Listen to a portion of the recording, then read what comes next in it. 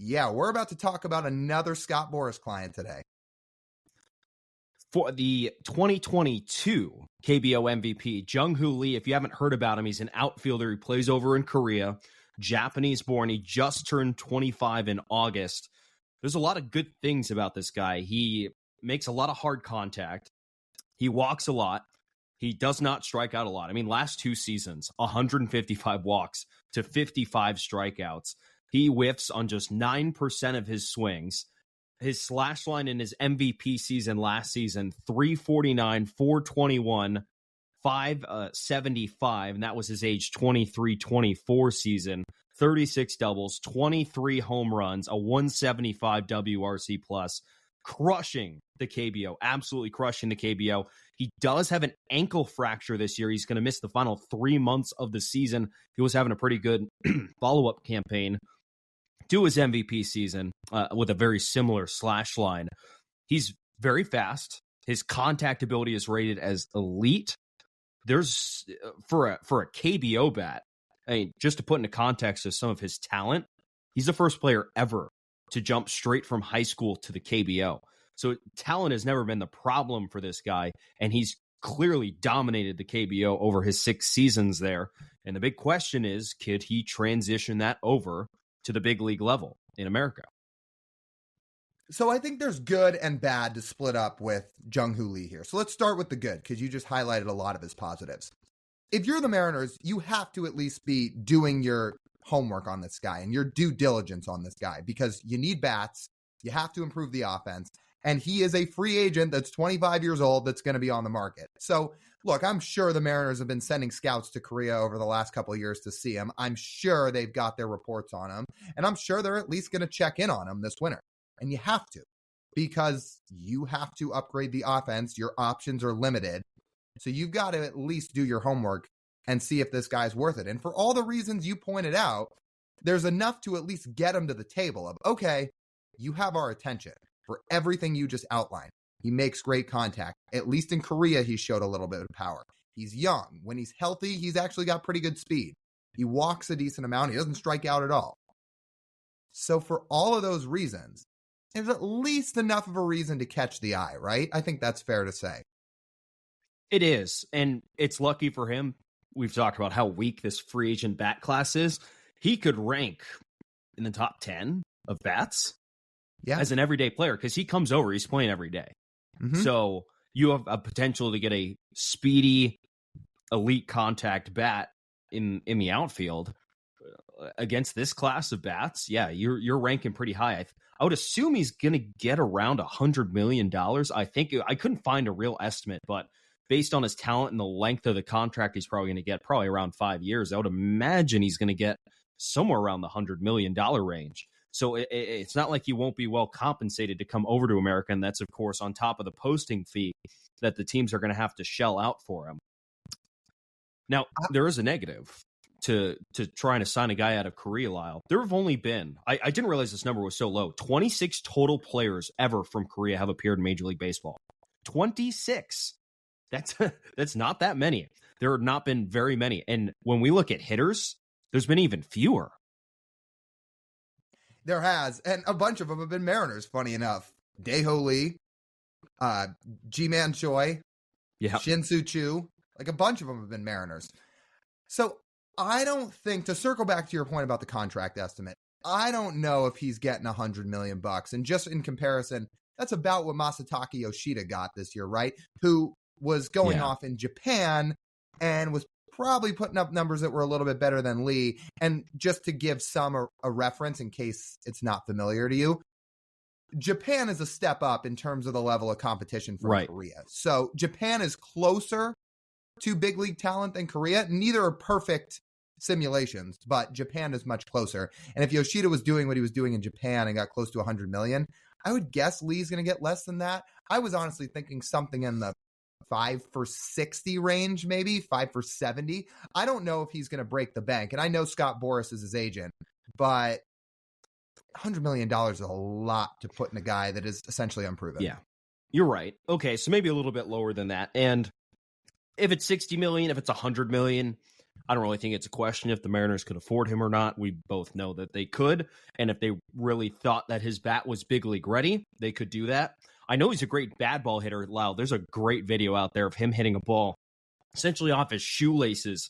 The pitch was literally thrown at his foot, and he was jumping out of the way of not getting hit with the ball, and he still swung at it down there, still made contact and got a base hit out of it.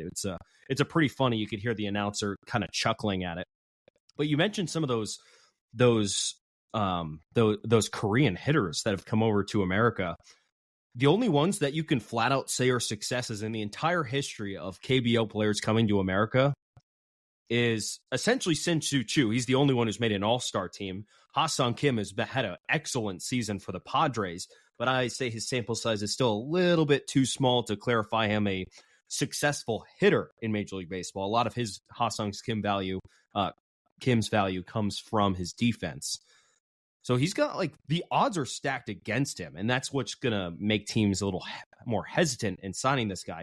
And also, for a little bit more context, I believe the general consensus of the KBO is somewhere between AA and AAA, while the NPB in Japan is the league ranks somewhere between AAA and Major League Baseball. This would be no different than a probably 24-year-old top prospect in AA who's obliterating the ball, coming up and playing at the Major League level. That's about what this would be. Along with the fact of now starting to get into some of the negatives with Lee.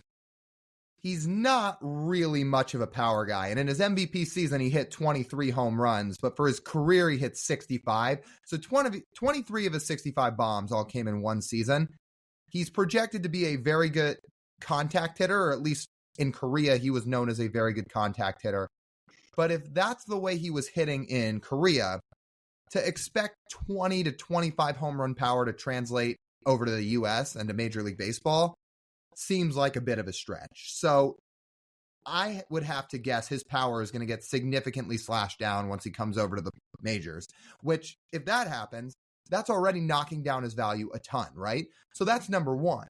Number two is if he's seriously injured, because again, it's not an ankle sprain. It's not like he tweaked it. No, he missed 3 months with a broken ankle. So there's now a question of what's his mobility going to be like? Is he going to be comfortable in the box again? Is he still going to have the speed that he had because he can steal some bases? So there's some question marks just about his bill of health too, along with the fact that most would expect his power to be cut down. Yeah, and he's a center fielder too, so the teams that sign him and they believe in his ability, they'd want him out there playing every day. And if his bat can't catch up to Major League velocity, by the way, which is the biggest difference essentially between Korea and Japan and Major League Baseball, is the velocity of fastballs. It's not the breaking stuff. It's the fastballs. In Korea, you just don't see consistent 96, 97, 98, 100 miles an hour like you do in Major League Baseball. So that's going to be an adjustment for him. And the contact, if you have power, I mean, you can accidentally hit balls over the fence, and that improves your value. With contact, you got to put a lot of balls in play, and you have to find the right spots. It doesn't always work out. I mean, especially with the Mariners and contact hitters. Look at the contact hitter the Mariners brought in last offseason. Colton Wong's a contact hitter. How'd that turn out for him? Oh, no, he was the worst player in baseball. There are positives and negatives to this thing. And I don't know if the Mariners will be the favorite to sign him either. He's in a free market. He can do whatever he wants because he's 25. Korea operates with the same rules as Japan in terms of international players. If you go there before 25, it's the international signing pool money. But as soon as you hit 25, you're a free agent, and all the team needs to do is pay a posting fee. So he was teammates with Ha-Seong Kim in Korea.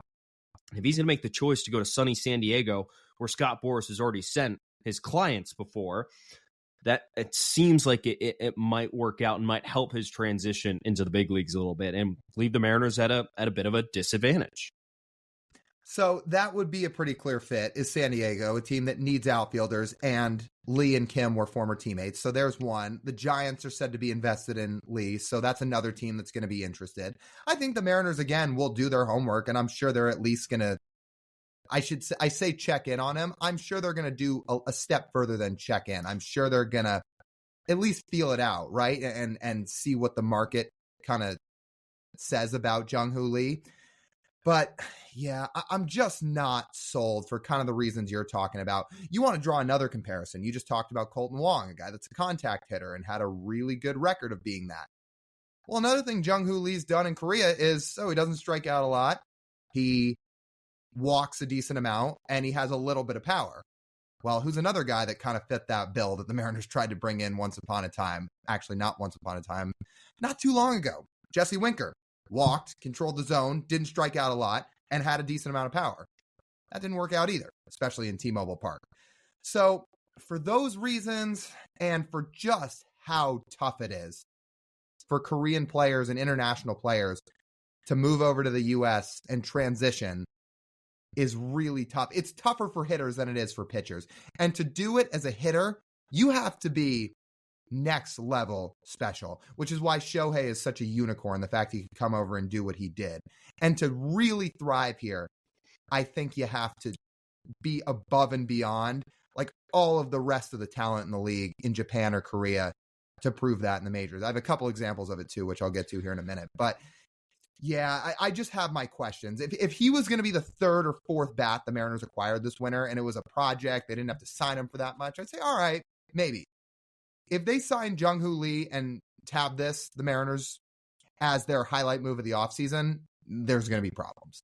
Yeah, there is going to be problems. Here's my question. Do you know, is it easy for guys to move between the KBO and MPB? Because I was thinking if Jung Hoo Lee was really that dude and he was that special at the plate, wouldn't he be playing in Japan? Yeah, that's interesting, especially because he was born in Japan. I don't know what exactly the story is behind that, and I feel like you don't see it that often, right? With guys that go from the KBO to the NPB. I'm sure it happens sometimes, but it's not regular, I don't think. So that is interesting that he never moved over to essentially try to emulate what AAA, quote unquote, would be like of the NPB rather than the AA-ish level of the KBO. Seeing those numbers, I'm sure he'd be good enough to play in the NPB. I don't think that's an issue. No.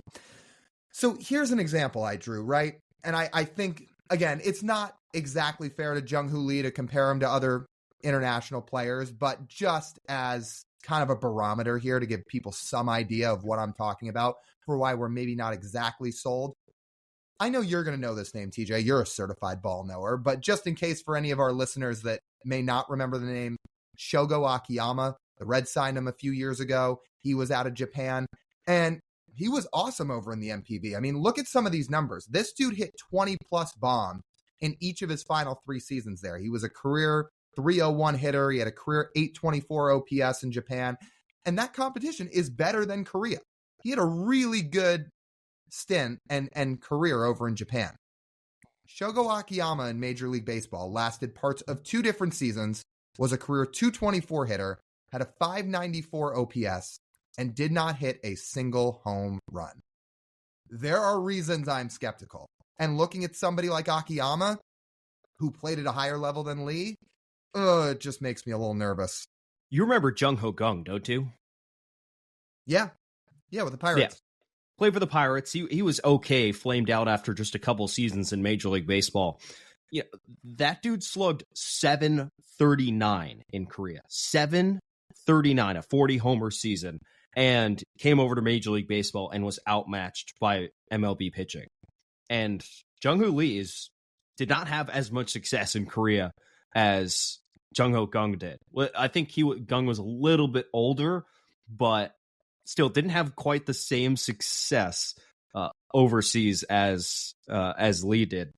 And now, now he's expected to come over and produce, and man, it's gonna be tough. It's gonna be tough, especially, you bring it would be this would be a little bit more of a reasonable path, say, if you bring him over and you send him to AAA for some time. But the problem is when you sign a guy to a $60 million contract, he's not playing in AAA. You don't sign guys to go play in AAA, so that puts the pressure on you a little bit.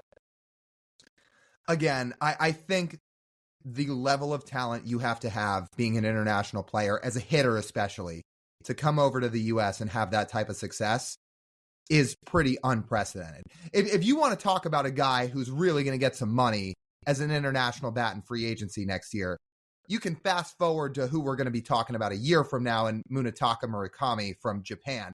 That's a guy who actually is probably going to warrant a lot of money because he's put up just absurd numbers in the NPB.